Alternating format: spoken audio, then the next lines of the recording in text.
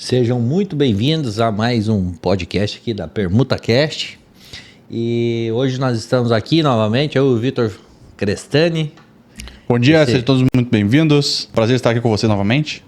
Ô Vitor, a gente já se apresentou em vários podcasts aí e acho que hoje eu estava pensando em te provocar um pouquinho aqui sobre negócio fechado. Certo. Até bater o martelo, negócio fechado. O que a gente enfrenta até chegar num negócio fechado? Legal. Acho que o primeiro fator de um negócio fechado numa intermediação de terrenos com o incorporador é o tempo. Não é uma negociação simples, né? Afinal de contas, você está negociando, não é apenas um terreno, você está negociando um empreendimento imobiliário que tem, sei lá, 50, 60, 100 milhões, 200 milhões, 300 milhões de VGV, 500 milhões de VGV. Então, basicamente, é o ponto de partida de um negócio, um empreendimento, né, que vai se transformar em 500 milhões de receita. É complexo. São muitos desejos, né, os stakeholders, muitas pessoas interessadas, né, e aí são desejos diferentes, cada uma tem uma história, cada uma tem dores e desejos, né, que acabam refletindo nessa negociação. E aí eu acho que essa complexidade acaba esticando um pouquinho o tempo. Então existe uma preparação para tudo isso? A gente que trabalha assim nesse ramo de intermediação, horas é vendedor, horas é comprador, horas é intermediador, precisa de uma preparação psicológica diferente, né? Precisa. De um negócio que é menor, por exemplo, um ticket mais baixo, né? Uma venda varejo é uma venda mais simples, né? Então, o nível de complexidade é diferente e acaba sendo mais rápido. E a preparação de quem lida com isso acaba sendo menor também, né? Exigida, sim. Claro, qualquer pessoa pode fazer isso, só que a questão é como que você vai passar por esse processo. Se você vai passar 6 meses de negociação sofrendo, ou se você vai estar ciente que vai demorar isso, né? Eu, no início da minha carreira, eu criava muita expectativa em relação aos negócios que estavam fechando, né? Então, precisando fazer dinheiro, precisando vender, e aí o primeiro sim que eu ouvia, assim, eu já achava que podia gastar o dinheiro, né? E aí acontecia, né, uma mosquinha assim, mudava a direção do negócio, emocionalmente aquilo me consumia muito.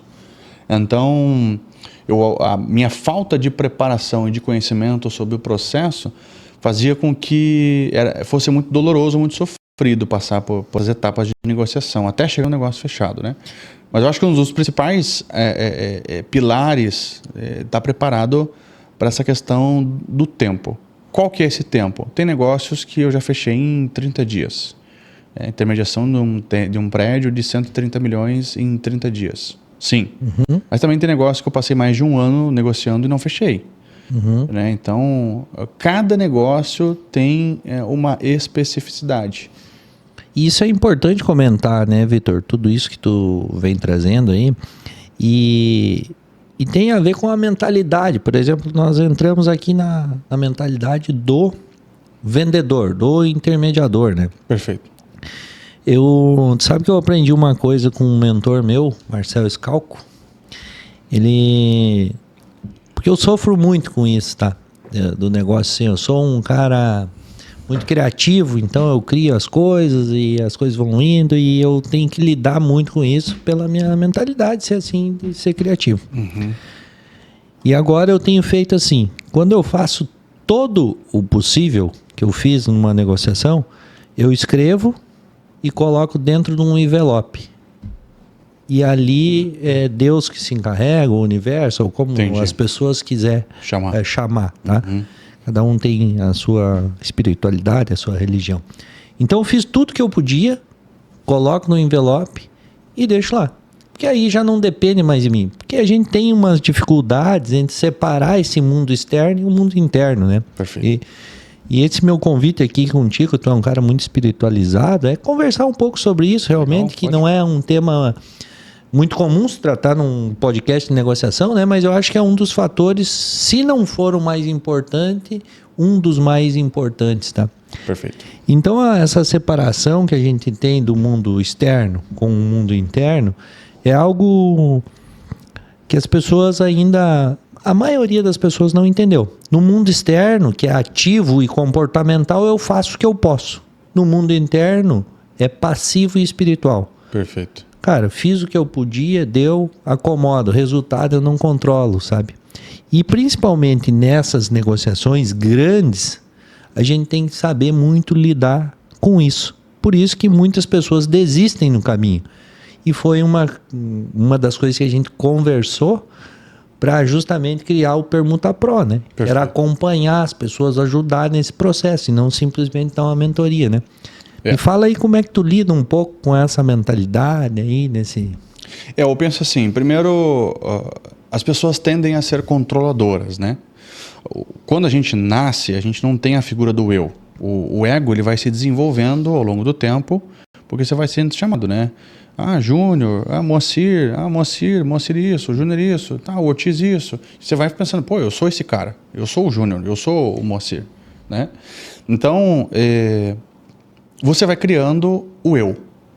O eu, ele é controlador, ele tende a ser controlador, porque ele se sente seguro quando tem o controle das coisas. Quando o ego não está no controle das coisas, nós tendemos a ficar muito desconfortáveis. Acontece que nós não somos o nosso ego de fato. Nós somos a consciência, o nível de consciência que consegue inclusive observar o ego, trabalhando no dia a dia. Só que o ego é fundamental para conquistar, para avançar, né? Para mitigar riscos. Para mitigar riscos, para se proteger. Isso. Né? Então, o controle, ele é algo que é uma ferramenta que, se não é, como tudo na vida, se não é usado na medida certa, ele pode te deixar doente. E querer controlar os fatos de uma negociação, além daquilo que está no teu poder fazer, é uma doença mental. Né? Querer controlar uma outra pessoa, a atitude de uma outra pessoa, é burrice. Né? Querer controlar como que ela vai decidir se vai fazer ou não, ou o tempo que vai durar esse negócio fechado, não tem como controlar isso. Isso só vai aumentar o nível de estresse, aumentar a sua sobrecarga sobre o que você está despendendo energia ali. E quando você coloca muita energia sobre algo, a tendência é que você cria uma expectativa muito alta. Uhum. Então assim, nem botei a mão, o negócio foi lá, aconteceu. Bom, não estava nem esperando, ótimo. Agora, trabalhei todos os dias por meses em algo. Eu crio uma expectativa de que aquilo vai dar certo. E quando não dá, eu acabo me frustrando. Então, essa relação entre controle e a expectativa e frustração são os dois principais fatores que, numa negociação dessas, de grande porte, por exemplo, ela pode trazer um sofrimento emocional muito grande. Como que eu, Vitor, procuro lidar com o sofrimento emocional? Eu entendo assim, que o topo dos pilares que a gente tem na vida, vamos falar sobre os pilares: financeiro, espiritual, conjugal, filhos, né? Profissional, educacional, intelectual, espiritual. Eu considero, com exceção do espiritual, eu considero o pilar emocional o centralizador de todos. Uhum. Por quê? Transita em todos, né? Porque ele transita em todos. Ele define como que vai ser o meu desempenho nos outros pilares. Então, se eu, por exemplo, emocionalmente estou estável, eu tendo a não consumir, gastar tanto, por exemplo. Ou tendo a cuidar mais da minha saúde. Não fico comendo besteira por ansiedade, por exemplo. Tá? Então, o estado emocional que eu entro em cada uma dos pilares, cada uma das atividades nos pilares da vida, define o resultado que eu vou ter lá na frente, em boa parte. Né? Agora, como é que eu faço para ter um pilar emocional bem estruturado? Eu vou para o espiritual. Uhum. Então, o meu pilar espiritual, eu sou cristão, eu e minha esposa, a gente é bem ativo nas nossas atividades espirituais, e isso é diferente de religião. O assunto aqui não é sobre religião, é sobre espiritualidade, que é necessário né? É uma busca, um questionamento que vai surgindo interno, conforme a maturidade do ser humano, ele vai avançando e cada vez mais ele precisa responder algumas perguntas. Quem eu sou, de onde eu vim, para onde eu vou, e aí acaba caindo nesse pilar espiritual. Então, a gente pratica a espiritualidade já há alguns anos já, e atua junto, servindo para que outras pessoas possam trilhar esse caminho da espiritualidade, e a gente começou a colher alguns frutos dessa espiritualidade assídua, tá? E eu vejo que o principal fruto é o emocional bem estabilizado. Ontem à noite mesmo eu tive uma situação em que eu comecei a perceber o meu coração um pouquinho... A gente fala do coração, né? As emoções, as emoções elas são físicas, né? Elas rodam aqui na região do peito. Aproveitando, tem um professor meu que eu já fiz algumas formações aí de constelações familiares, gostam muito disso, ele disse a resposta está no corpo. Aham, perfeito. A resposta está no corpo. Ótimo. Porque é a consciência absoluta, né? Não, e a pergunta é, por que você não sente, por exemplo, saudade na mão? Quando você sente saudade, parece que aperta o peito. Uhum. Né? Então, porque energeticamente a coisa acontece por aqui. Uhum. Tá? E aí eu estava sentindo o meu coração um pouco apertado ontem à noite, sabe? Em função de algumas situações, e eu pensei assim, olha só quanto tempo que eu não me sentia assim. Uhum. Né? E fui me observar. Então, eu estava ali sofrendo naquele momento, quem estava observando era a minha consciência, Uhum. né? E aí eu parei para olhar assim, como é que eu vou resolver isso agora? Porque se eu fosse... Eu falei, não, em relação a isso, eu vou falar que é isso, e já ia tomar uma atitude um pouco mais drástica em relação àquele assunto, sabe? Uhum. Porque eu estava emocionado. Uhum. Então eu pensei assim, a minha consciência, já com um determinado nível de maturidade, falou assim, não é hora de tomar nenhuma decisão, porque você está emotivo, emocionado. Uhum. Então, qual que é o meu refúgio nesse momento? Eu vou orar. Boa. Então, eu saio dessa confusão emocional que eu estou e vou para um momento de oração.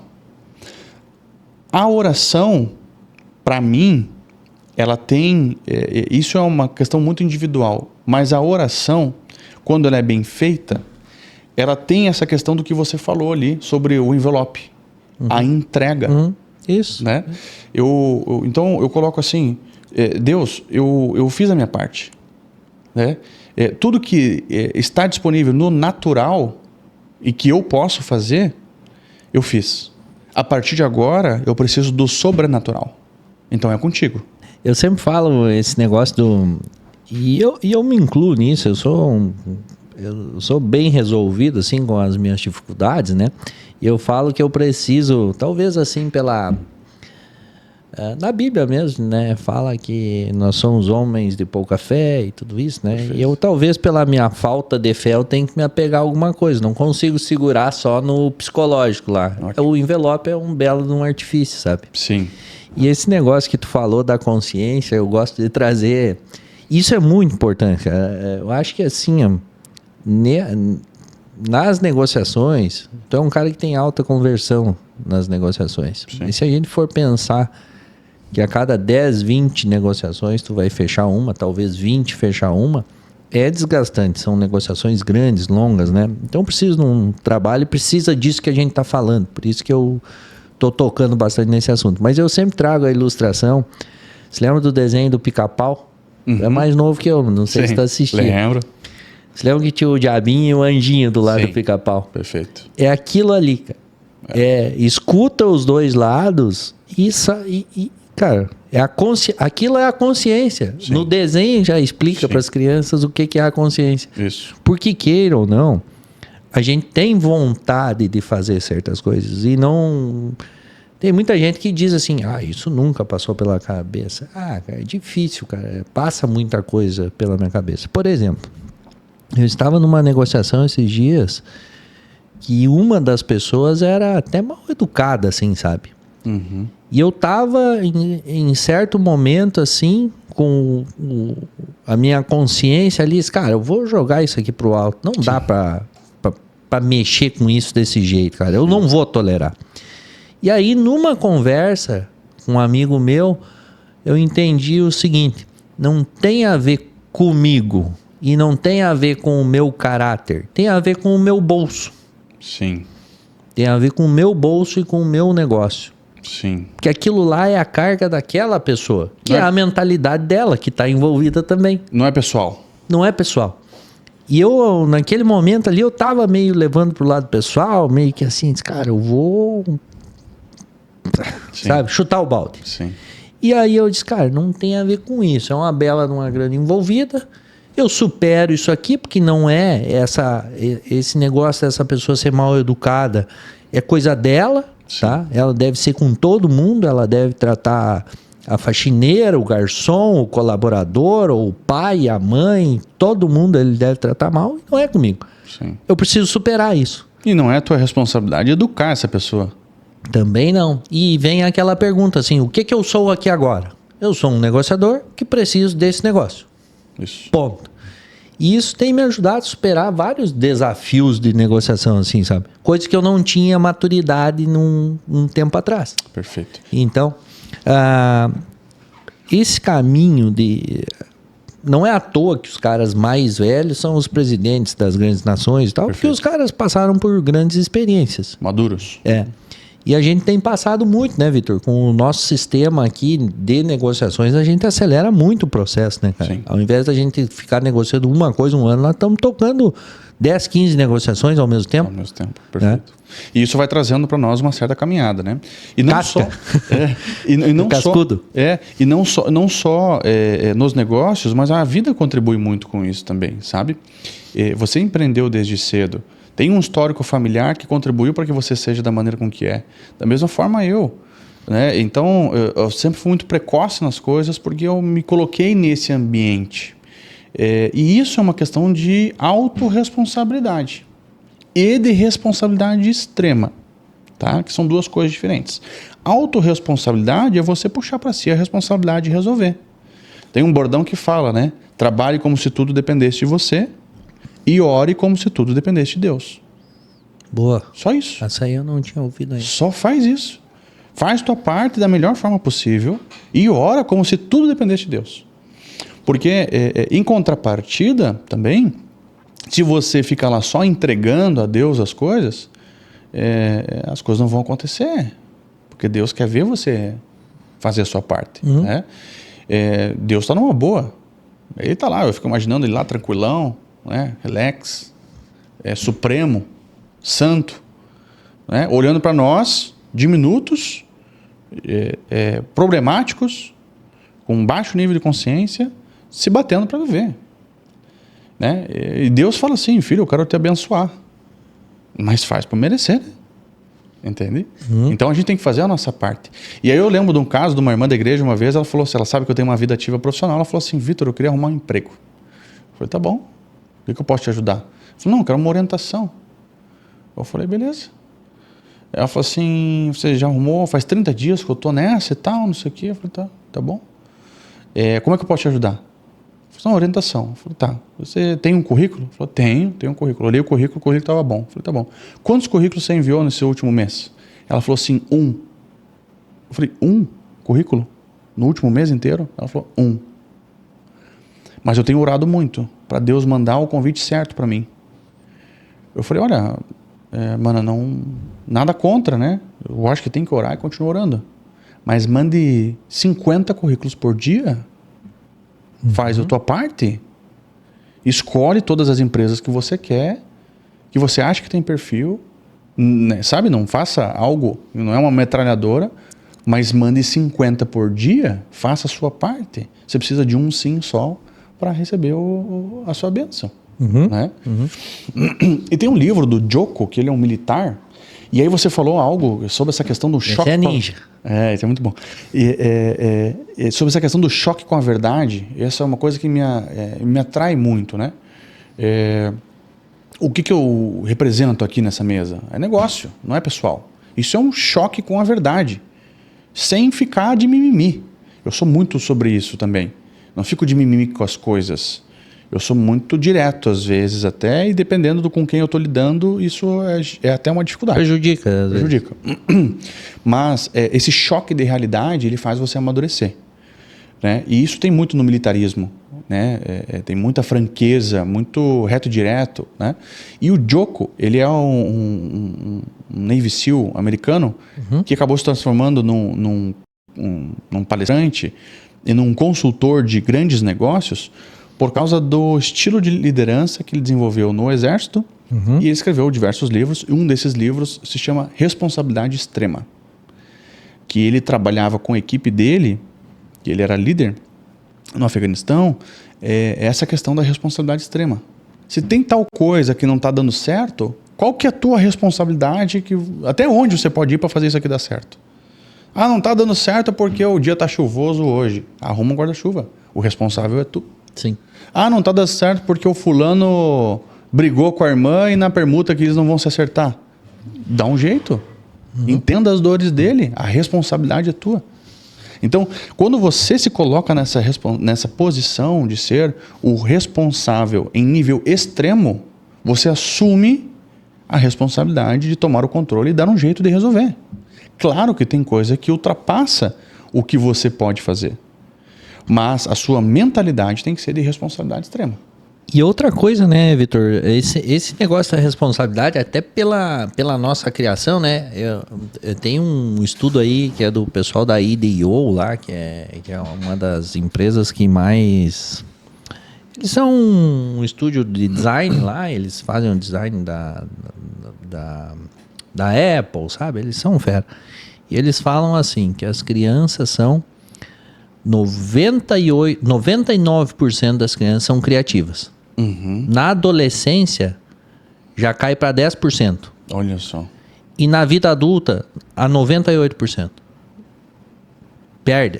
Quer dizer, 2%. 2%. Perde 98% da criatividade. E aí, nesse estudo aí, que eu acessei lá, a gente vai perdendo, porque a vida vai nos machucando e a criatividade tem a ver com um erro.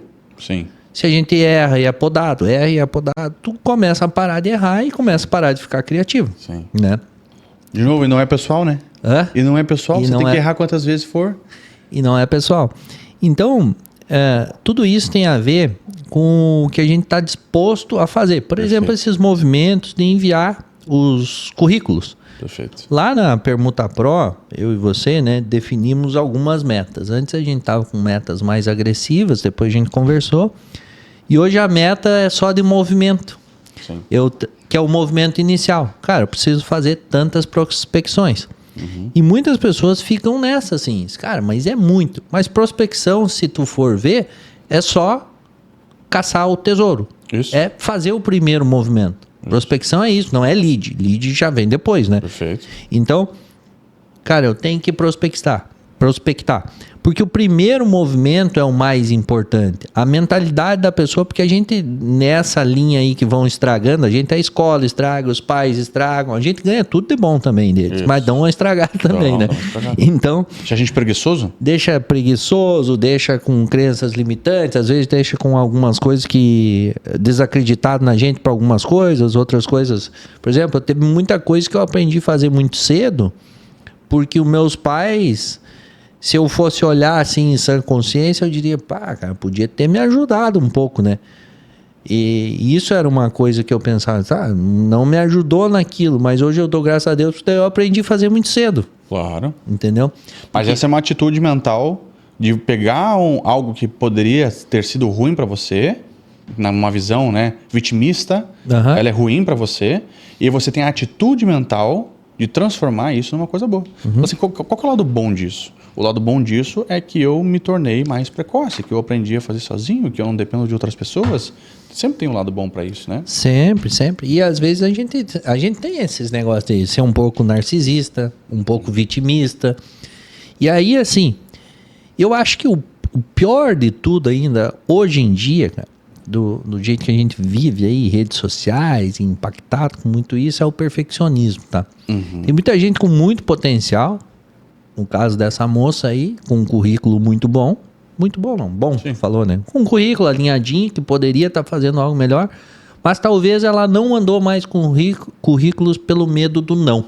Perfeito. A gente se bloqueia de uma maneira, assim, de criar as coisas, porque assim, ó, o não desperta o instinto mais primitivo da gente, que é correr. Proteção. Proteção, não vou fazer. Sabe? E numa negociação, quando a gente vai avançando, já várias vezes assim, eu vou contar uma que eu fiz um dia. Eu acordo de manhã e geralmente no café da manhã ali eu faço uns 10 contatos ali, tomando um cafezinho. Eu acordo mais cedo lá em casa, faço um café, tomando café e faço alguns contatos com investidores e tal. E um dia eu tava com muito medo de fechar um negócio, de fechar não, de tomar um não no negócio, né? Sim. E eu mandei pro cara assim, eu disse, cara, eu vou fazer um teste aqui. Mandei assim, e aí, vamos fechar? Ele disse, vamos. Cara, ele só tava esperando isso e eu com medo lá de seguir essa negociação. É aquele movimento. E talvez, se eu não me desse conta disso, eu ia ficar naquela, julgando muitas coisas, por exemplo, achar que ele tava achando caro, ou achar que ele tava achando barato, ou que não tem dinheiro e não ia fazer o principal movimento. Isso. Que o principal, eu sempre digo, o principal movimento de um vendedor, de um intermediador, é pedir. Sim. Pedir o próximo passo. Sim. Pedir o próximo passo, pedir a próxima ação. O que falta pra gente avançar? O que falta pra gente avançar? É evolução no funil. Ótimo. E esse negócio nosso aqui, de permutas, por exemplo, é uma evolução. A gente fica assim, a certos momentos a gente parece que não vai mais. E aquele certo momento que não vai mais é tipo a bolsa de valores. Sobe, dá uma caidinha, mas não caiu lá embaixo, ele caiu aqui. Perfeito. Daqui desse ponto nós vamos um pouco mais para cima. Mas aí que tá, quando você vai olhar, vamos pegar esse exemplo, você vai olhar o day trade, ele tá muito sobe, desce, sobe, desce, sobe, desce. Mas se você olhar para uma perspectiva mensal, por exemplo, você só vai ver uma linha subindo. Né? Então a gente tem que fazer esse exercício de se recuar um pouco e olhar. Não, o negócio está avançando. Está avançando. Mas o cara falou que agora não sei o que... Não, peraí. Está indo. A gente já veio até aqui. Agora, qual que é o próximo passo? E tem uma coisa interessante. Está avançando em que velocidade? Isso. A velocidade do todo ou a minha velocidade? O que eu quero, né? O que eu quero controlar. É isso. De novo, né? Entendi. E você falou uma coisa sobre o medo de levar um não. E isso tem a ver, Júnior, com uma questão de identidade. E eu vou chegar lá, você vai ver. E nós vamos voltar para o pilar espiritual, para a gente ver como realmente é importante. O medo de levar um não vem da necessidade de aprovação. Quando você leva um não, você se sente ofendido, fica triste, porque essa pessoa não te aprovou. Você não foi bom o suficiente. E você fica acuado. Quando você precisa da aprovação de pessoas que você não tem o controle, ou situações que você não tem o controle, você se colocou numa armadilha que você vai cair. Porque eventualmente você vai levar um não. Correto? Então, se colocar nessa posição, estrategicamente, é péssimo. Né? A gente faz isso de forma subconsciente. Mas aonde está o problema, a raiz desse problema? Vitor, então não vou me colocar mais nessas situações. Não, você vai se colocar se você não tratar a raiz desse problema. Porque isso roda no subconsciente da gente. E qual que é a raiz desse problema da validação? Eu falo isso porque eu precisei muito disso. Tratar, curar, eu tenho mais de 10 anos de terapia com psicólogo e psiquiatra. Frequento até hoje. Né? E mais toda essa carreira espiritual, vamos dizer assim. Qual que é o problema disso? Você precisa saber quem você é. Porque quando você tem segurança em quem você é, ou seja, na sua identidade, não importa o que você fala para mim. É que nem passar na rua e alguém quiser te chamar de seu corno, né? Aí você fala, eu não sou corno. Vai provar que não é corno. Tem que ir lá provar pro cara que não é corno. Cara, tanto faz, cara. Você sabe que não é, tá tudo bem. É tão duro, né? Às vezes com as pessoas que a gente ama, próximas da gente, que a gente não seria duro assim com ninguém, né, cara? Exato. Só que esse ambiente, quem produz é o relacionamento íntimo. E aí, nós como seres conscientes, temos que escolher o que nós vamos fazer com isso. Tornar isso produtivo ou tornar isso num ambiente de guerra. Porque eu posso me curar, né? Aquilo que eu critico na minha esposa tem a ver comigo, não tem a ver com ela. Lógico. Né? Então, essa dinâmica entre nós nesses momentos... É um espelho. Isso. Essa dinâmica entre nós, nos momentos de dificuldades, vai causar cura. Porque eu vou me enxergar nisso, ela vai enxergar e a gente vai tratar sobre aquilo e vai curar. Todo relacionamento íntimo nesse nível produz cura com a atitude correta. E aí se fala no pilar espiritual sobre o relacionamento íntimo com Deus. Boa. A maneira com que, se a minha esposa, que é um ser humano, que tem imperfeições, consegue me curar, tu imagina Deus que é perfeito. Boa. E por que eu não me curo mais com Deus? Porque eu não tenho um relacionamento íntimo suficiente para entender o que eu preciso ser constrangido ainda, o que eu preciso me corrigir e tudo mais. Porque quando a gente tem contato com essa verdade, ou seja, critiquei minha esposa, e ela me mostrou, teve uma situação uma vez que ela me falou assim, estava reclamando do trabalho e estava difícil para ela, no momento ela estava num momento profissional bem conturbado, assim, muita pressão, e eu falei para ela, tá, mas então pede demissão, vamos fazer alguma coisa e tal, eu já queria resolver. Só que ela não queria resolução. E ela falou, não é isso. E a gente, sabe, entrou numa discussão sobre aquilo porque eu estava me sentindo frustrado e não conseguia ajudar ela. Só que o que eu tinha para ajudar é resolução, porque eu sou resolutivo. Ela falou, não quero resolver. Eu só queria alguém que me desse um abraço. Isso. E eu fiquei em choque. É diferente. Homem e mulher é diferente. Eu fiquei em choque porque eu não tinha aquilo para dar. Eu não recebi isso. Então eu não tinha isso para dar. E aquilo foi um momento de cura para mim. Né? Onde eu aprendi que ali eu tinha um papel que eu não estava cumprindo. Né? De abraçar, não é sobre resolver, é sobre estar junto. E isso me curou naquele momento, né? Essa dinâmica me curou. Agora, quando eu levo isso para um nível espiritual, a relação que a gente tem com Deus, ele pode nos curar de muitas coisas também. Acontece que eu preciso me relacionar com Deus. Quando eu entendi que eu não estava tendo a compaixão suficiente com ela, por exemplo, para estar ali parceiro dela, eu fui constrangido, porque esse era meu papel naquele momento. E esse constrangimento me levou a uma decisão de transformação daquele comportamento. Então, quando a gente é impactado, conectado com a verdade daquilo que a gente está falhando, a gente normalmente fica constrangido. Só que esse constrangimento não é um constrangimento ruim para te colocar para baixo. Ele é um constrangimento que é a janela da tomada de decisão. Falou, opa, não vou ser mais assim. O contato com a palavra de Deus, que é a verdade, né?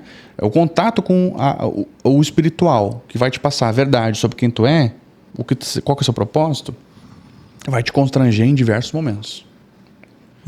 E esse constrangimento é a janela de oportunidade que você tem para tomar decisões que vão te fazer um ser humano melhor. Então, isso é um processo. Encontro com a verdade, constrangimento, tomada de decisão, mudança de postura. Lógico. Encontro com a verdade, constrangimento. Né? Então, eu falo isso para os casais. Né? Às vezes o homem assim, não, porque o meu ferino não largo. Né? Ela já me conheceu assim e assim que eu sou. Beleza, né? Tem um quê de verdade isso. Só que o teu papel como homem, dentro de casa, é priorizar a tua mulher diante dos teus amigos. Então, se tem algo que emocionalmente incomoda a tua mulher, ou vocês entram num acordo, ou você abre mão. Entendi. Ponto. Né? Ponto. Porque aí você prioriza as coisas. Aí eu falo assim, pô, beleza, então eu tenho que priorizar. Isso é um encontro com a verdade. Ele me constrange. Porque o que realmente é um marido? Né? O que realmente é um homem, um ser humano? Um homem diante dos olhos de Deus, por exemplo. Né? E o que é esperado desse homem? Opa, não estou sendo nem 10% desse homem. Constrangimento. Mudança, transformação. E a gente precisa, né, Vitor, fazer uma visita nesses princípios aí. Não é à toa que tu tem grandes negócios e tal. Porque para os nossos ouvintes aí, vocês que estão nos assistindo agora, para muitas pessoas não vai servir esse podcast aqui, mas eu acredito que sirva para a maioria. Talvez seja, como eu vou voltar aqui, seja um dos assuntos mais importantes revisitar isso, porque a base é se entender, é respeitar a sua natureza para sim conseguir realizar grandes negociações, grandes trabalhos, né? Exatamente. Antes nós estávamos falando sobre o medo ali, e eu queria trazer um um jeitinho que eu aprendi a lidar isso, mas eu sou um estudioso, né? Tudo é na base do estudo, assim. Eu pego uma pesquisa, leio e implemento comigo.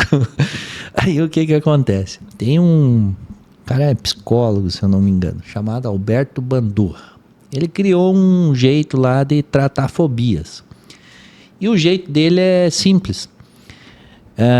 E eu peguei o jeito dele lá e transformei pro não, porque eu tinha muita dificuldade de tomar um não, levava pro lado pessoal, me sentia mal, última pessoa do mundo. Não quer dizer que não aconteça hoje, de vez em quando o cara toma um nãozão assim, fico mal, vou lá, quero ficar quieto, vou ficar na deprê aqui até meio-dia, depois eu saio e volto trabalhar de novo, bota um prazo ali na minha depressão. Prazo pro luto. Prazo pro luto. Isso. E aí eu lido assim, o nãozão e o nãozinho, tá? Então eu comecei assim, cara, eu vou fazer pequenas exposições. Eu vou me expor a um não menor, já que eu não aguento o nãozão, eu vou me expor a um não menorzinho. Ótimo. E isso serve para tudo. Cara, eu não sei marketing, por exemplo. Sim. Eu vou me expor um pouquinho, eu vou aprender um pouquinho de marketing. Sim. Eu quero estar atuando no Instagram, mas não estou atuando. Mas daí a gente já quer visualizar o perfil igual o cara que tem 100 mil seguidores. Você compara com algo lá em cima. Eu vou começar a postar alguma coisinha, fazer os meus primeiros conteúdos e tá tudo certo se não agradar muito. É o caminho. E aí a gente vai aprendendo a lidar. E no Instagram, eu resolvi fazer assim, ó. Qual que é a minha maior dor para criar conteúdo? Eu tenho vários conteúdos bons e tal, mas a minha principal dor é assim, ó. Se eu não criar conteúdo, eu fico chateado comigo, sabe? Sim. Cara, deveria ter feito. Só que eu tenho um lado perfeccionista. Se eu quero fazer muito bom conteúdo, às vezes eu fico mudando e mudando e mudando. Aí o que eu criei um jogo dentro da minha cabeça, que é o seguinte, eu tenho 30 minutos para gravar, colocar a legenda e postar. Sim. E não olhar mais. Se passar de 30 minutos, eu não posto. É bastante. Só que daí a dor do perfeccionismo é menor do que a dor de não postar. Sim. Então muitas vezes não fica muito bom, mas eu postei. E aí tá certo, tá tudo certo. Você escolhe a dor. Escolhe a dor, sabe? Então, essas estratégias aí, quando a gente tá consciente, cara, tem um cara aí que é um multibilionário, né, mundial, ele diz assim, que para a equipe dele lá, se eu não me engano é isso, eu não vou falar o nome, que de repente eu tô errando as pessoas, misturando de tanta coisa que eu vejo, mas a matemática é essa. Para vender 21 cursos lá que ele tem, eles têm que fazer 21 ligações. Sim. Nessas 21 ligações aí, na quinta, sexta, dependendo da pessoa, já tá mal, né? Chorando. Com a vida, chorando. E ele treina os vendedores dele da seguinte forma. Cara, tu não precisa pensar em fazer uma venda. Tu precisa pensar em tomar 20 nãos. Isso. E se tu quiser fazer 2 vendas por dia, tu vai tomar 40 nãos. Busca 40 nãos. Busca 40 nãos. Então, até a gente debate lá com o Marcel, lá no grupo lá do Mastermind que a gente tem, de fazer meta de nãos. Isso. Cara, hoje eu vou tomar 20 nãos. Isso. E fica mais leve de tratar com isso. Claro. Então, é tudo uma estratégia de consciência, é uma estratégia de se conhecer, de entender a sua natureza, né? E tem muitos jeitos da gente aprender sobre a natureza, né? Aprendeu da nossa natureza, tu consegue transcender algumas coisas aí. É verdade. Tipo, resultados, né, Vitor? Isso é importante. Cara, a gente também não é os nossos resultados. A gente é outra coisa. Uhum. Porque muitas vezes, a gente... É que nem aquela história que o cara diz assim... O cara não tá quebrado, o cara não é um nada. O Ike Batista, por exemplo, o Ike Batista lá, ele não é um nada, o cara é um visionário, tem muitas coisas, mas ele andou lá em cima, ele tá aqui embaixo, daqui a pouco ele pode estar lá em cima, mas ele nunca se comportou como um coitado, que é um nada. Isso. Ele sabe quem ele é, ele está lá em cima, ele continua naquele... Isso. Ele é lá em cima, ele só não está lá agora. Ele só não está, e isso é a vida. Vida é assim. Isso, você não é a situação. Não. Você a gente não é o dinheiro, não é a situação. Você tem que saber quem que você é e a situação ela vai responder quem você é. Isso. Né? E não tem a ver com uma coisa positivista, vou ficar repetindo aqui na minha cabeça e tal, uma coisa vazia. Não é sobre isso. É sobre você saber, de novo, a sua identidade bem firmada, qual é o seu nível, e você tem convicção disso. E fé é sobre isso. Fé é a convicção das coisas que você não vê ainda. Então, às vezes, sua realidade não é a realidade de um fechador de permutas. Mas se você sabe que você vai fazer, eventualmente, de tanto não que você receber, você vai se lapidar e vai fazer. Ponto. Né? E o que vai te dar a constância de continuar fazendo isso é saber quem você é nesse rolê. É isso. E tu sabe, esses dias tu falou assim, esse negócio de positivismo aí, e tem umas coisas aí, a gente tem que ser positivo, tá? Ponto. Sim. Não precisa estar amargurado e tal. Isso. Mas eu tava lendo um livro de uma autora chamada Mel Robbins, tá? Eu não conhecia ela assim, gostei muito do que ela fala. E ela fala sobre a lei da atração, porque hoje a gente cria aquele mural lindão Sim, e tal. sim. E ela diz assim o seguinte, cara, como é que tu vai olhar para aquele mural lindão lá, que tá tu correndo lá, passando na São Silvestre, e quando tu vai lá para a linha de largada, no quilômetro 5, começa a doer a tua coluna, e no quilômetro 19 faz uma bolha no pé, e aí tu começa a pensar que não consegue e aquilo ativa um monte de cargas na tua cabeça. E ela diz que um dos erros da lei da atração é simplesmente olhar só aquilo lá. Então ela traz uma visão diferente, pelo menos eu não tinha visto, que é a ponte. Tu saber construir mentalmente a ponte. Tá bom, tu cria aquele mural lá, tua visão de futuro, mas a ponte ali, por exemplo, cara, na São Silvestre, tá? Eu vou ter que treinar todos os dias, cara. Isso. Eu vou ter que mentalizar o caminho. Por exemplo, a pessoa que quer ganhar mais dinheiro ou quer fazer sucesso nos negócios de franquias, por exemplo, de permutas. Cara, eu vou ter que botar na minha cabeça aqui que eu vou tomar 20 nãos por semana prospectando terreno. Isso. E eu vou também ter umas pessoas mal educadas que vão me tratar mal. E eu vou ter pessoas que me esnobam. Eu vou ter alguém que vai me passar a perna. Isso. Mas isso vai te lapidando durante o caminho. Para que você não sofra tanto. Para te não sofrer tanto. Tanto que vários lutadores de MMA, além deles... Lutadores, assim, trazer esses profissionais, né? Profissionais. Eles, além deles treinar em situações adversas, quando estão fazendo sparring lá, ficar meio desajeitado, ou com as mãos para trás e cara no chão lá, eles fazem essas lutas mentais. Para quando acontecer aquele momento dele conseguir levantar as mãos lá para a vitória, ele está preparado. Ele passou pelo caminho, sabe? Exato. Uma das primeiras cartas, eu escrevi cartas para o meu futuro, e uma das primeiras cartas eu não tinha sido muito específico de qual que seria a minha contrapartida em relação àquilo que... Contrapartida, boa Isso. palavra. Em relação àquilo que eu queria, que eu desejava, né? E depois a gente foi se mudar, eu e minha esposa, de casa, e eu encontrei essas cartas, que estavam lá guardadinhas também, e aí eu fui comparar elas. E conforme o tempo foi passando, foi amadurecendo, eu basicamente pedia as mesmas coisas, desejava as mesmas coisas, mas eu via que eu era mais específico, principalmente em relação à minha contrapartida. Tá, eu quero aquilo, mas o que eu vou fazer para ter isso comigo? Né? Eu quero um patrimônio de X, mas o que eu vou fazer? É empresa, é trabalho, é relações comerciais, networking? Né? Então, é preciso passar mentalmente e ir abrindo caminhos dentro da sua mente para que você chegue ao momento da execução. E aí, quando você vê, de fato, você está vivendo aquilo no seu mundo exterior, né? Por isso que nós vamos encerrar aqui, né, Vitor? Quando a gente traz a permuta própria ao mercado, não é só um negócio. A gente tem um ecossistema, a gente tem base, a gente tem outras coisas aqui, por isso que... Maturidade, né?